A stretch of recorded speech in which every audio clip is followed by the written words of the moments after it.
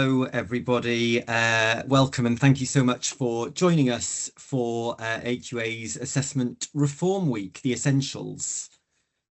We know that qualification reform can feel uncertain, so this week is about giving you clarity on what's happening, confidence in what comes next, and reassurance that you're supported. This includes subject-specific webinars, which we'll be hosting on Wednesday for a deeper dive into the curriculum and assessment review, the government's response, and what it means for your subject. But mostly this week is about you. It's about making sure your voice is heard and that you have real opportunities to get involved and shape what happens in your classrooms, because ultimately that's how we get this right. We're very conscious that during reform, there's a lot of noise and not all of it is helpful. So we're committed to making sure the information we share is timely and useful for you. To support you, we've brought everything together in our Assessment Reform Hub. So you have a single place to go to for the latest updates, guidance, and opportunities to engage.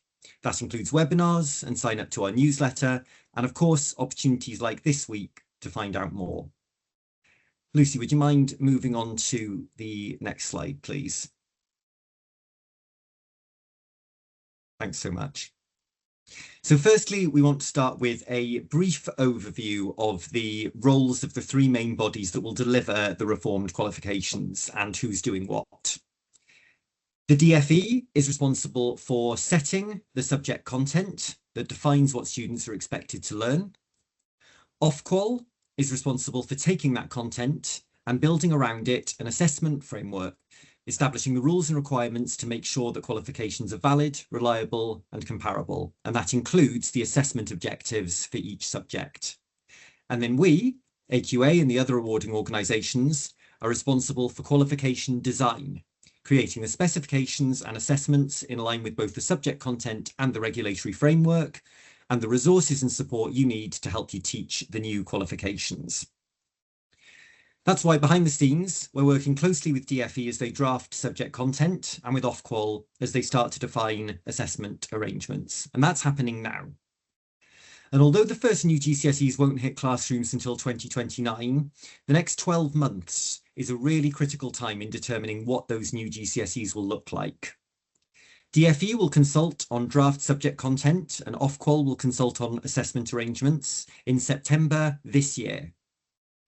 Then DFE will publish final subject content, possibly in spring 2027, and draft specifications and sample assessment materials for Phase 1 GCSEs will be available when we submit them to Ofqual, which could be as soon as early 2028. And then final accredited specifications are intended to be in schools by September 2028, 1 year ahead of first teaching in 2029, ready for first exams in summer 2031. Thanks very much for that, Lucy. So an important part of our role throughout the process is to represent you. And as the largest awarding organisation, we have the privilege of working with more teachers than anyone else. That gives us a really strong evidence base. So we're not just feeding in ideas, we're bringing your real world experience to the fore, what works well, where the pressure points are, and what needs to improve. We're not just designing qualifications in theory, but making sure they genuinely reflect the realities of teaching and learning, your reality, and that's where you come in. Throughout the process of reform, we'll have a number of exciting opportunities for you to get involved. Right now, you can join thousands of other teachers who've signed up to our teacher panels. These provide quick, occasional surveys that give you a direct voice in shaping our newly reformed qualifications. And in the coming months, there'll be an opportunity for teachers and schools to engage with our thinking and provide your feedback and input on our draft qualification design and plans for our support offer. Join the teacher panel or speak to your AQA account manager to get your institution involved. At every stage, your insight helps us get this right. And that's not all we're doing to truly understand your needs. We're delighted to partner with Teacher Tapp to create more opportunities for teachers to share your views, contribute to important conversations, and help inform the future of qualifications, assessment, and education. And over the next 12 months, we'll deliver a national programme of research and engagement, combining Teacher Tapp's independent daily survey of over 10,000 teachers with AQA's expertise in research and assessment to create one of the most comprehensive views of classroom experience ahead of assessment reform. Throughout the year, we'll share our work in 3 published reports showing what teachers are telling us through our research and ensuring those insights directly shape the future of AQA qualifications and support for teachers, students and schools. And I'm excited to announce that we're joined today by Laura McInerney, the legendary Laura McInerney, co-founder and CEO of Teacher Tapp, who will be with us for the Q&A later on. The work happening now will directly shape the qualifications that the next Year 7 cohort will ultimately take, what's taught, how it's assessed, and how it works in practice. It's a real opportunity to make things better, and you have an important role to play in that. So thank you for taking the first step and joining us here today, and for being part of what comes next. I'd now like to introduce Katy Finch, our Head of Research and Evaluation, and Louise Badham, our Head of Assessment Design and Principles. Together, they'll share how we gather crucial insights from you, how we're levelling up for reform, and most importantly, how those insights put you and your students at the heart of every assessment we design. Over to you, Katy. That's great. Thanks ever so much, Dale. So as Dale said, my name is Katy Finch. I am the Head of Research and Evaluation at AQA. And just before I get started to give an overview of the research that we do at AQA to inform our assessment practices, I think we've got a quick poll that we can put up onto the screen. So if you have your phone ready, we're just going to start with a quick sort of temperature check about how you're feeling about assessment reform at the moment.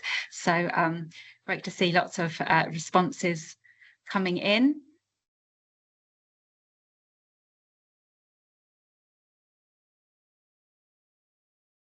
And I'll give you a few moments to let as many people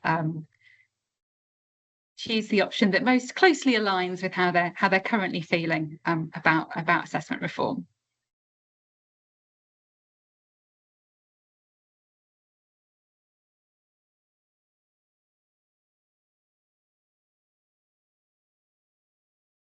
So I think we can see some consistency there about just over half of the audience today feeling uncertain, and I think that's quite expected at the beginning of a period of change, but also really sort of heartening to see 28% currently people feeling optimistic about it. So that's really great. So thank you so much for engaging with that. I think there's another poll coming on later on.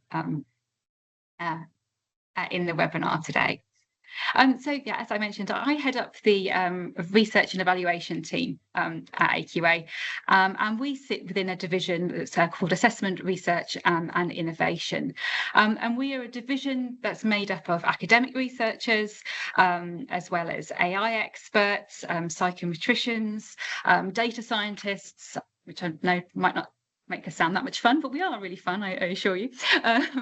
But we're also really serious about the work that we do, and we have some amazing expertise across AQA and across both my division and other divisions and Louise's division at AQA that's able to offer insight into what is best practice for assessment as we move forward into assessment reform.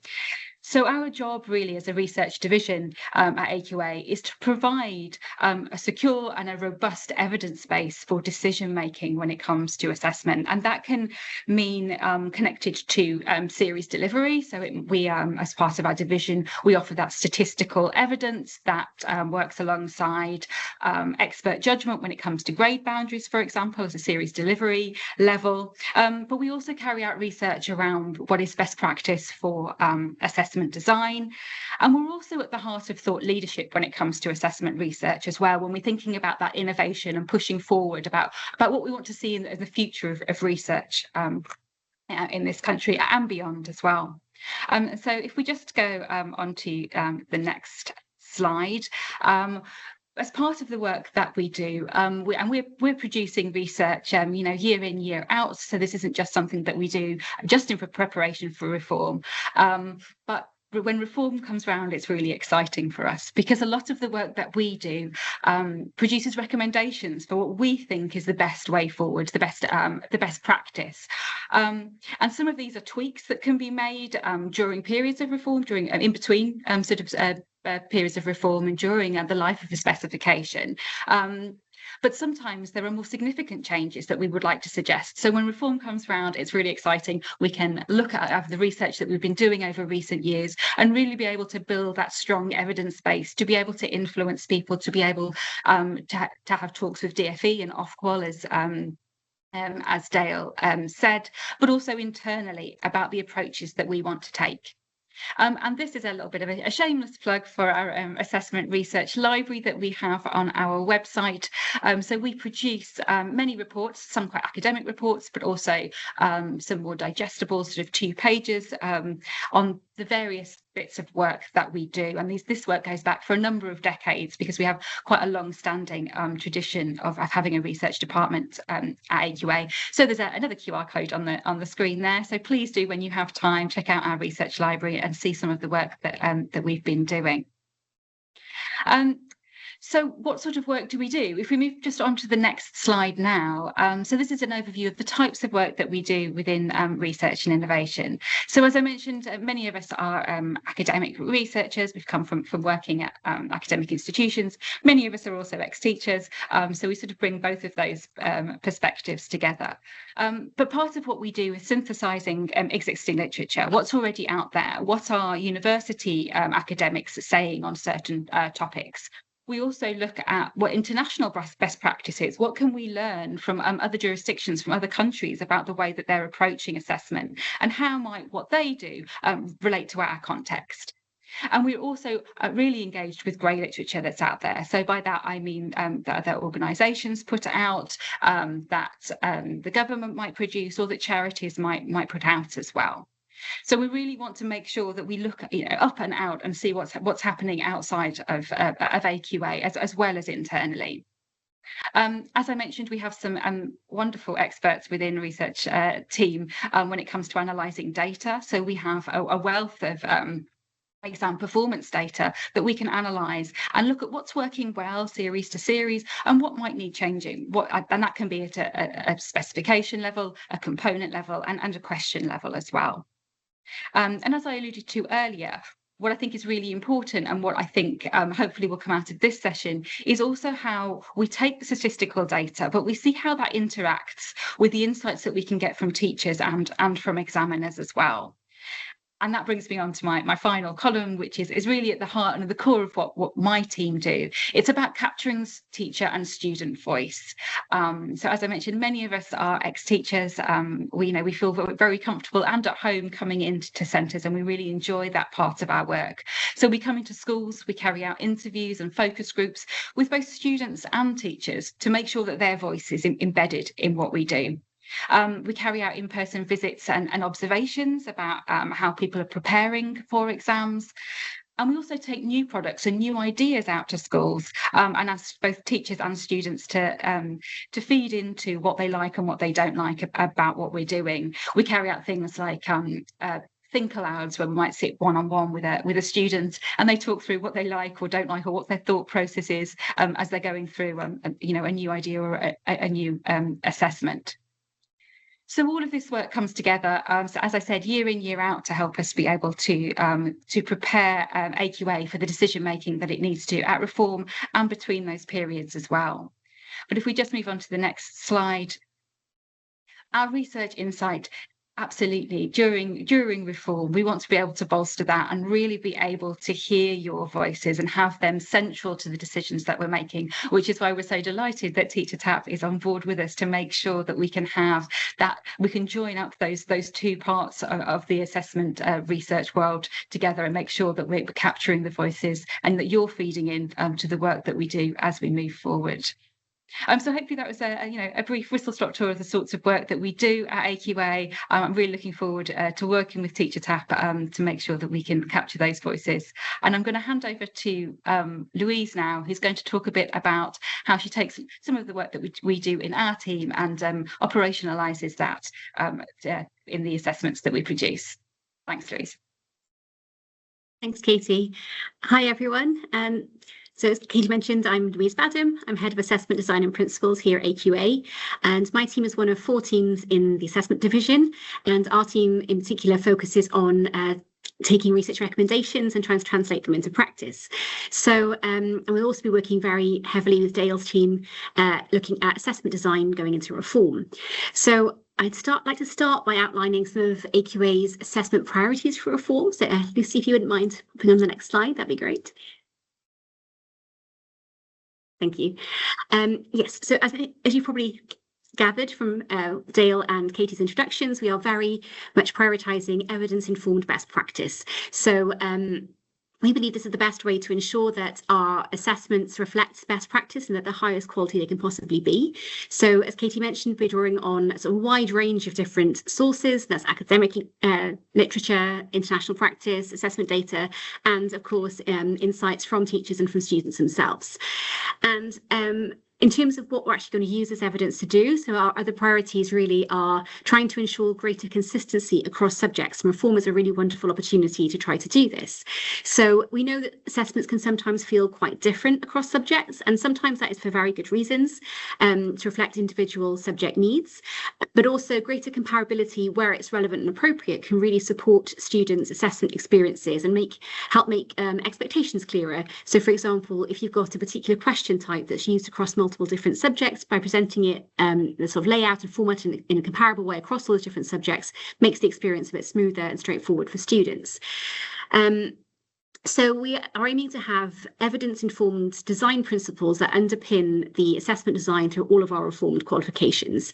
And we're going to be doing that consistently where possible, but also respecting the distinct nature of each individual subject. And that brings us on to the next sort of guiding principle, which is around meaningful and valid assessment. And this is really just pretty much the core of just good assessment design. It means being really clear about what we're trying to assess in every individual question, component and qualification, and then also choosing the right type of assessment to be able to target the individual subject content and skills. So this is really about making sure that the choice of assessment methods is valid and fit for purpose. So for example, if we want to test a very discrete bit of knowledge in a subject like maths or science, then perhaps a multiple choice question or a short item response might be the most appropriate way to do that. But then if we want to look at something more complex or higher order thinking skills like analysis and evaluation, we might need to look at different types of assessment, like extended essay-based responses, for example, to be able to target those more complex skills. And I think the validity part is also a little bit about thinking within the confines of summative assessment. How can we make sure that assessments are as authentic and relevant as possible? How can we reflect the demands of the subject in the right way? And also thinking about the impact on teaching and learning. So ultimately, good assessment design should support what's happening in the classroom rather than dictating it. Our next sort of key priority is accessibility and inclusion by design.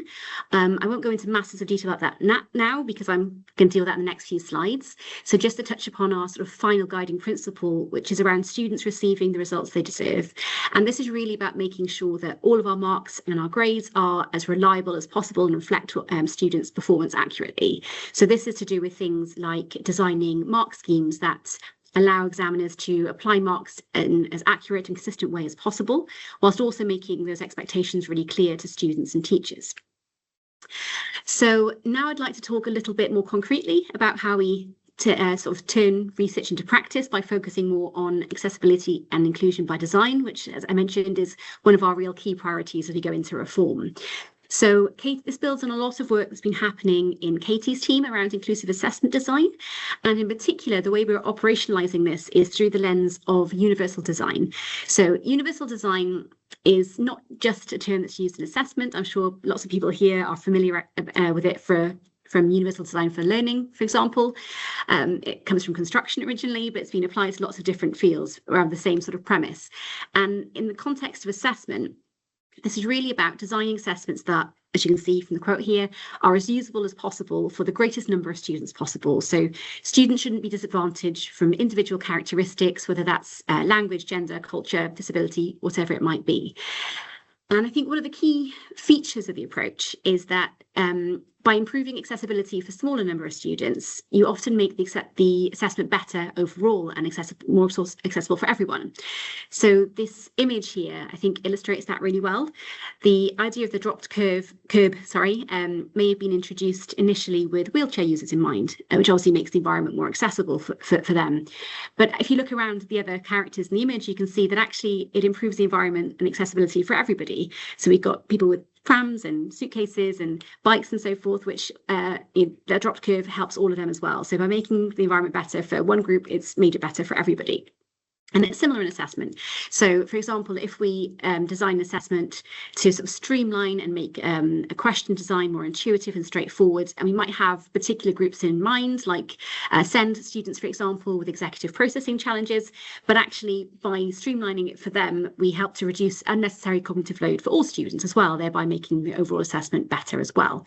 So this is really just about good assessment practice again, making sure that we really target the knowledge and skills, the construct that we're really interested in each assessment, and trying to remove any unintended barriers that might get in the way, that might prevent students from being able to demonstrate the best of what they can do.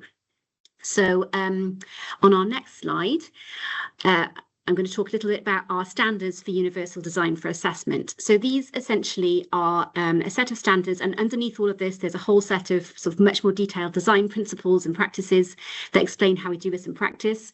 And this is the work we've been doing based on sort of international best practice, off-call accessibility guidance, for example, and the National Centre for Education Outcomes, and all the research that's been going on Katy's team. And we've been working to distill this down into something that's tangible and that we can actually operationalise in practice. So I'll just talk through each of our standards in a little bit more detail. So first of all, as I mentioned, in every qualification, we need to be really clear what the purpose is, what it is we want to assess. And that's all around this idea of clearly and precisely defined constructs. So once you know exactly what it is you want to assess, what the purpose is, then that can help guide the appropriate choice of assessment and the question types to be able to target those particular subject skills and knowledge in the subject. Also, if you're really clear about what the purpose in way. So, for example, if we were interested in assessing data analysis skills and we designed an assessment that had a really complicated infographic with lots of visual elements and lots of different colours and other features involved, that would actually change the nature of the construct we're assessing. We wouldn't just be assessing students' ability to interpret and analyse data, we'd also be putting requirements for visual interpretation and visual processing. So again, it kind of puts in additional demands, which would make it particularly challenging for students with visual impairments, for instance, but actually it would also add to that cognitive load for all students in a way that's not relevant to the thing we're actually trying to assess. So the next standard we have is around fair, accessible and unbiased questions. And this isn't just about questions, but kind of the broader assessment task as well. So it applies equally to NEA as it does to exam-based components. And this is about reviewing the task to think about any potential issues that might introduce bias against a particular group, any kind of lack of clarity or ambiguity, thinking about any kind of particular group that might be disadvantaged, for example, to do with cultural inclusion or gender sensitivity and so on. And this might, for example, include, not using very culturally specific references that might exclude a particular a group of students from particular sociocultural backgrounds. So one of the examples we've been using, for instance, is thinking about bonfire night in Guy Fawkes, which is a very common concept to most people here from the UK, but actually it's a very British tradition. So international students wouldn't be familiar with it at all. So having an assumption about cultural knowledge that isn't relevant to what you're assessing could create a barrier for those students. So the next one we have is around simple, clear and intuitive instructions.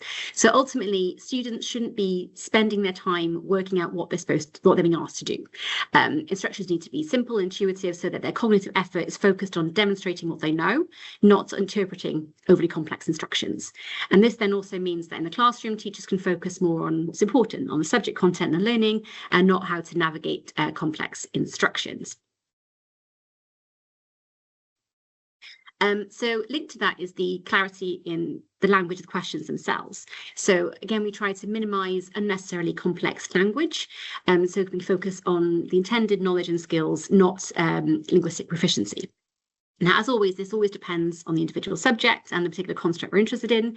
So it might be that assessing idiomatic language, for example, is perfectly relevant and appropriate in a language-based exam, but in something like maths or sciences, it might introduce that barrier. So it's always thinking about what's the construct and then what are the potential barriers that might get in the way.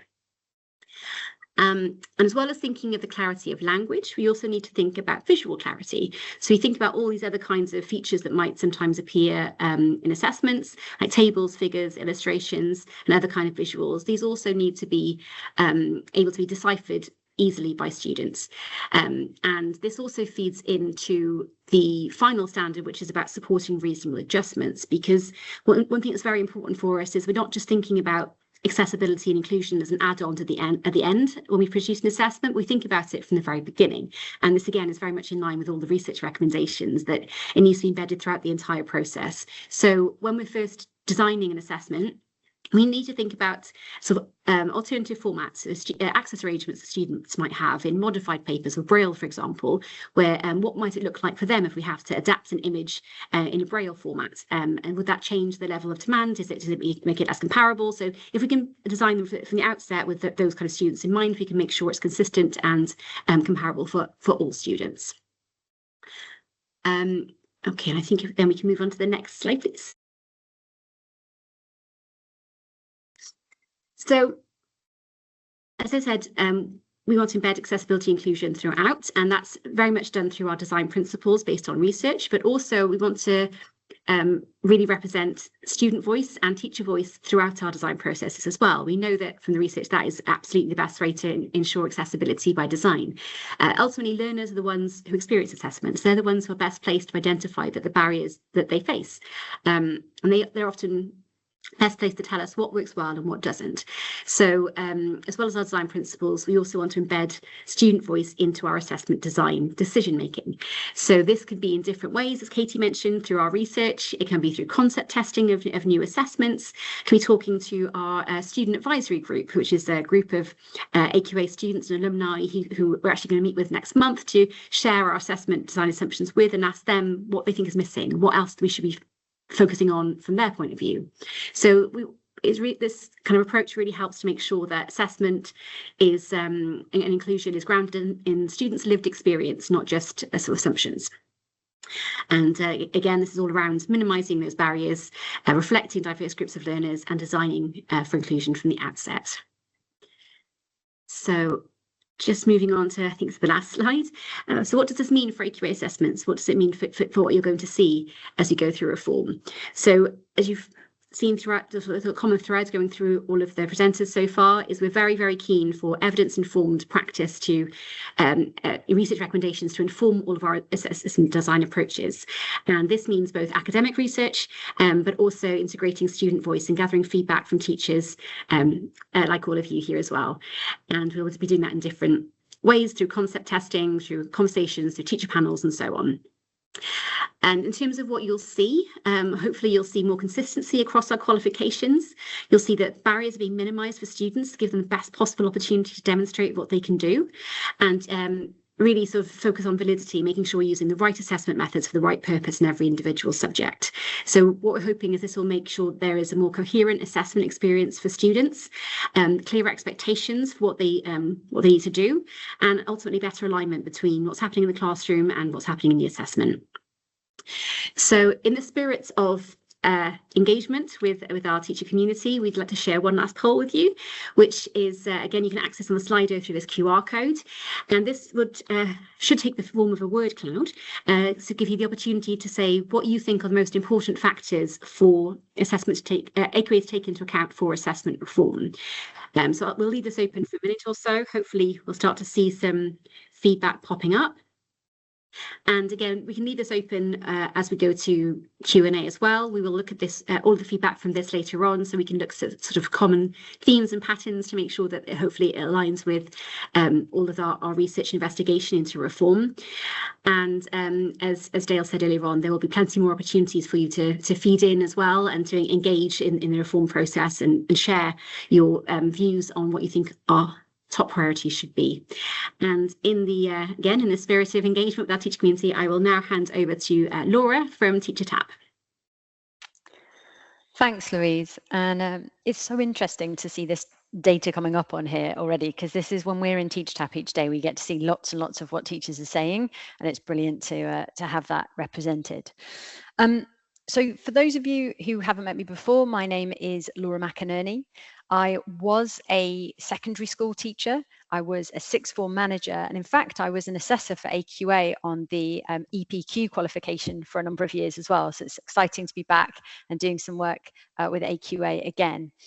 But after I was a teacher, I became a journalist. And part of my job was to spend each day with politicians, policymakers who were making big announcements about all the things that teachers wanted. And having just come out of the classroom, I sat there a lot of time thinking, who have you spoken to?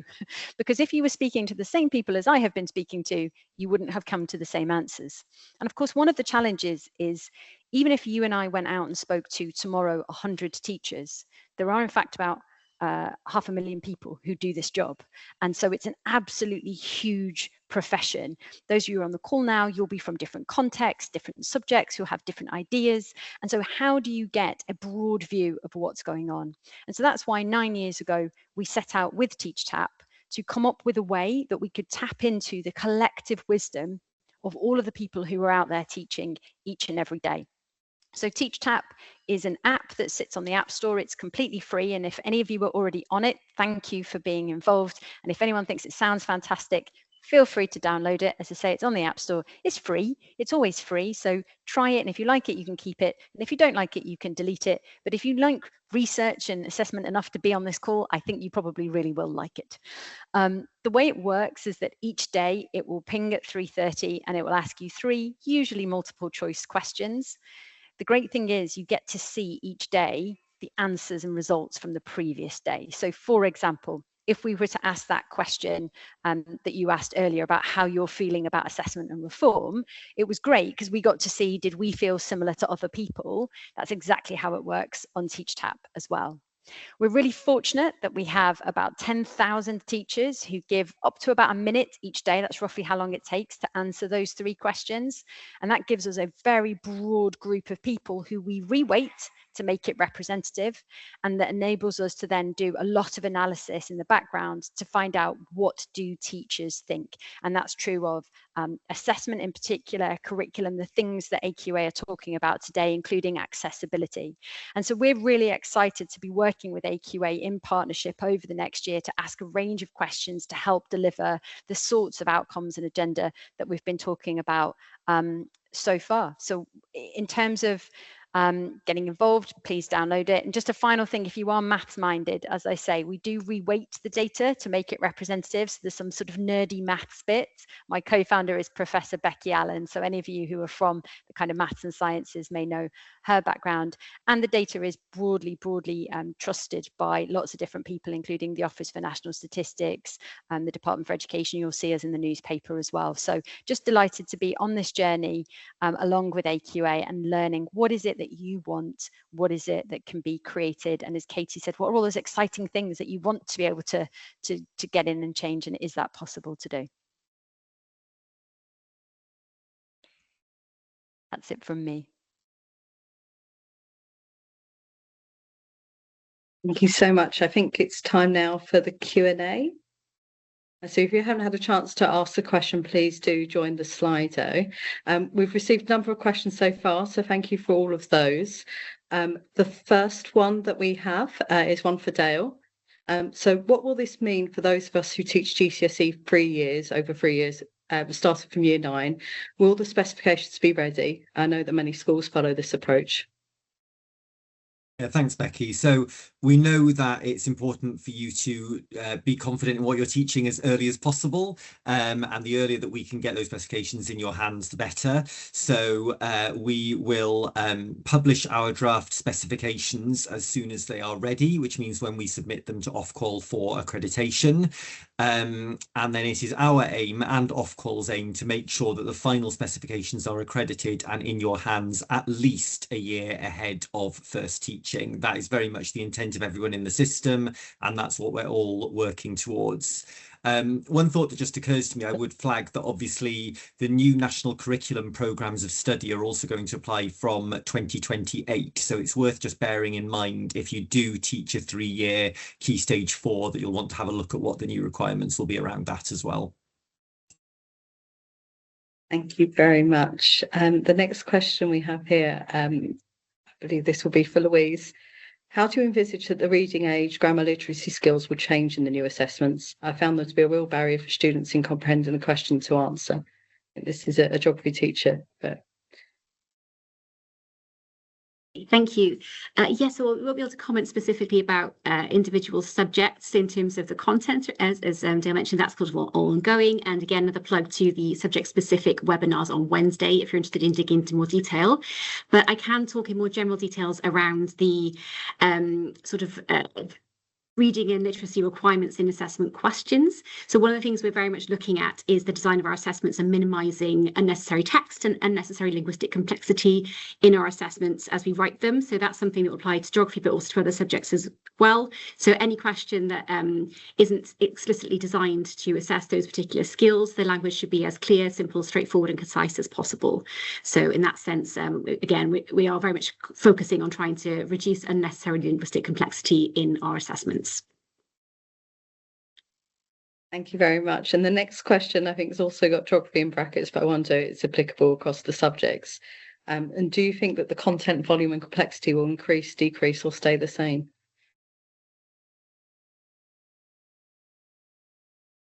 I wonder, Dale, if this is a question. Shall I take that one? Yeah, so obviously the curriculum and assessment review proposed a reduction in the volume of assessment, the volume of exam time for 16-year-olds through their GCSEs. And the government's response confirmed that there is an intention to do something about that and to look at how we can reduce the total amount of assessment time. So Ofqual are looking right now at options around that and sort of looking at kind of 10% as a guiding figure.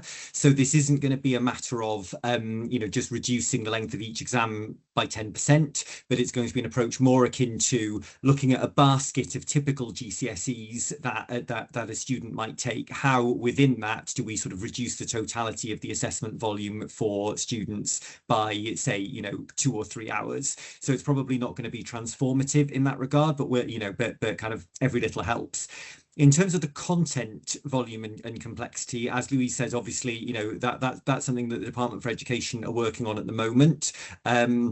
I think there's always a desire to use the opportunity of reform to improve what we're doing, and and certainly there's an awareness and an understanding of some of the challenges around the amount of content that teachers have to deliver in current GCSEs. But at the same time, there's always competing demands of new things that people want to put in as well. It's that classic sort of challenge around curriculum reform. What we're doing, obviously, is making sure, as I said at the start, that we're using our expertise and experience, but also insight that we get from you as teachers to help inform those discussions and make sure that DFE really understands what it's like to deliver these qualifications in the classroom, and try and make sure that is influencing and shaping the new content as much as possible. Very much, Dale. And I wonder if you could answer the next one as well. How are AQA working with other exam boards?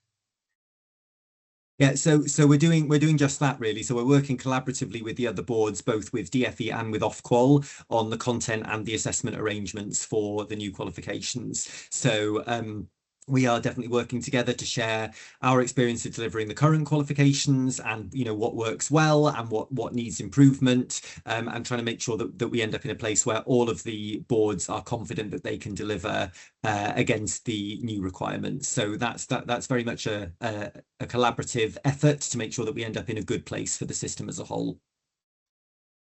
Thank you very much. And the next question is the plan still to have online exams possible? I wonder, Louise, if you're able to come in on this one. Yeah, so with digital exams, there's, as you may be aware, there's an off-call consultation currently happening. So the sort of consultation on policy is, I think the outcome's due summer, autumn time. And there's also a technical consultation going on around digital exams, which will be published later in the year and also autumn, just before Christmas time. But the current thinking is that with these sort of additional requirements coming from off-call around what digital exams might look like, what kind of accessibility requirements and so on there might be, is that will be available for first teaching in 2027 with first exams in summer 2029. So again, it's kind of a little bit of a work in progress, but is yes, online, so digital exams at least are still on the horizon. Thank you so much. And Louise, I wonder if you could answer the next one as well. How are you making these exams accessible for SEND pupils? Currently, questions are often misinterpreted by SEND learners, especially those with ASD. It's a really good question.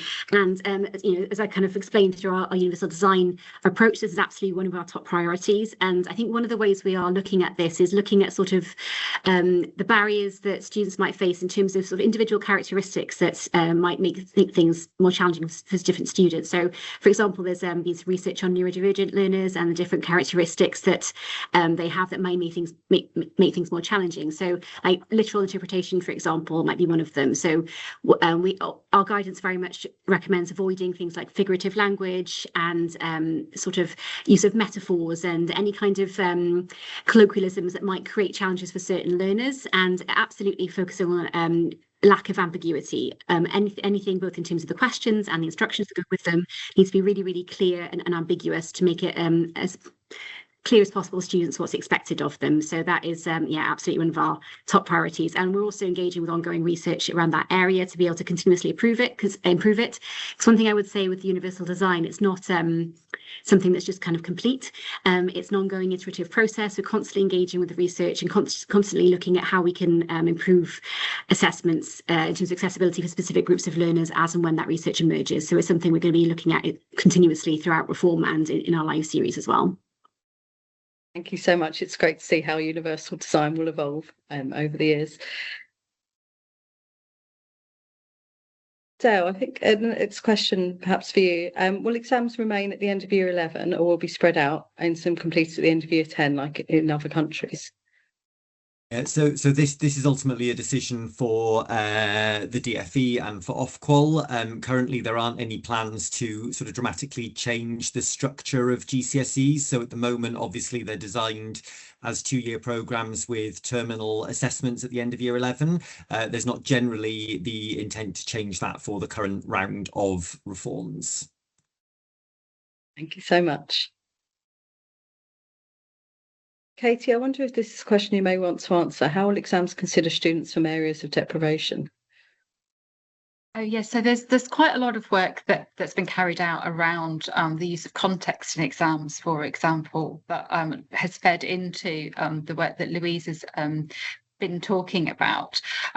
When we look at different groups of learners and how they perform in exams, we can look at that sort of that data around socioeconomic status, for example, and we know that certain contexts, we have to be really careful about what contexts that we're using, not just for students from those backgrounds, but also from different cultural backgrounds, from different linguistic backgrounds. So I think this all comes together again and feeds into that baking inclusion in from the beginning, that we're not thinking about looking at once we've created our exam paper that we go back and go, actually that's not we need to change that for certain groups of learners. It's about having that inclusive approach from the beginning when we're creating items and thinking about all groups of learners and whether or not they will be able to access the content, but also the context from which it might be set as well. Thank you very much. The next question on the Slido is asking, please can you share a slide with a clear list of all the dates for the new spec and exam rollout? Yes, we will be uploading the recordings of all the sessions from this week to our YouTube channel through our Reform landing page in the coming weeks. So please do check back there. And I think the last question that we have time for, perhaps Louise, how can we ensure that questions are worded in such a way that can help with those who are of lower cognitive ability? Yes, thank you. I think this is kind of two things in one, really. So there's the first of all is about sort of that message we've been saying throughout about the clarity of wording. And I think one thing to flag as well is that this isn't just something we're looking at for a form, it's something we're looking at for our live exam papers as well. In fact, we're going to be introducing some changes in 2027. There'll be more comms going to schools in September after the summer holidays around that. And so some of the things we're going to be doing is looking at streamlining our question types to make sure that the formats are more clearly and straightforwardly laid out. We've got the same kind of template for the same style of question across all papers. So that'll make it easier in advance for students to know what's expected of them, because it'll be more familiar and more consistent experience. So one example we're doing around that is around multiple choice questions, which historically have been sort of laid out in different ways and presented in different ways. So sometimes it might be there's a tick box, sometimes they have to shade in a little lozenge, sometimes they have to circle the right response. And we're taking all of that out to make sure that we're minimising the reading load, so that there's always just tick box is the only kind of style we'll be using from next summer onwards. And that'll mean things like in terms of the accessibility, there'll be less reading load, there'll be less to read, and it'll be much more straightforward. So there's that side of it. In terms of the cognitive ability, it's we want to make sure that all students can access everything that's appropriate for the level, absolutely. So again, that's around the clarity of wording. It's around using things like the active voice rather than the passive voice, not using conditional tenses, not having overly complex long sentences, using clear, straightforward language. So that's absolutely part of the priority. One thing I would say, particularly in English language, sometimes that will be part of the construct, part of what you're assessing. So whilst in general, absolutely our approach is just to simplify and streamline and make assessments as accessible as possible, there will be cases, as in language-based exams, where they may need to be more complex language because that's the nature of what you're assessing. But in general, hopefully you'll start to see much more consistency and streamlined approach. Brilliant. Thank you so much. What a great question to end on. So we have now come to the end of today's meeting. So thank you so much to all our panel members for sharing their insights, and thank you for all of you for attending. We hope you found the session helpful, and we look forward to seeing you again later this week. Thank you very much.